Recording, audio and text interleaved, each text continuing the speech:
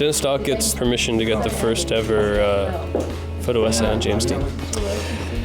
And they spend 2 weeks together.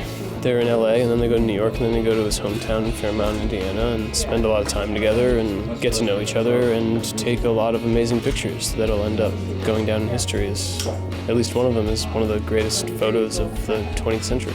So that's the story. He persuades James Dean. James Dean in the end agrees, and then, they go on a little trip, and these pictures are of incredible historical value now. Because Dennis Stock was a kind of documentary kind of photographer, so there's a lot of surroundings in his pictures, not just portraits. So it tells you a lot about the era and about how James Dean lived. James Dean's always been one of my favorite actors, and I was really, I think, scared of taking it on, and I'm so glad I finally did, but it took a lot of thinking and listening to come to that conclusion. I think it is really the story of the photographer and his subject, and the subject being in the public eye. I mean, that is very familiar to me. And then that these photographer and the subject are Dennis Stock and James Dean made it more interesting. In a lot of ways, I had to, kill my darlings.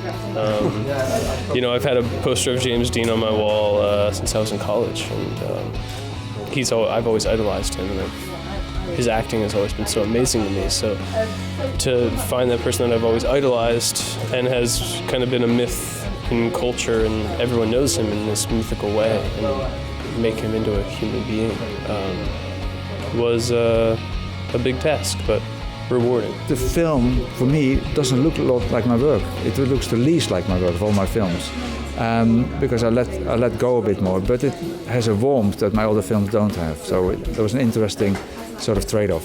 It's a movie called Life, and it's a movie that's up for interpretation. I mean, I would just urge people not to go in with expectation, because I think a lot of people have expectations about James Dean, and I would challenge them to think that those thoughts and those facts that they know about James Dean are probably wrong, probably incorrect, and they should just go in with an open mind and be open to the experience and let it unfold, and let me know what they think.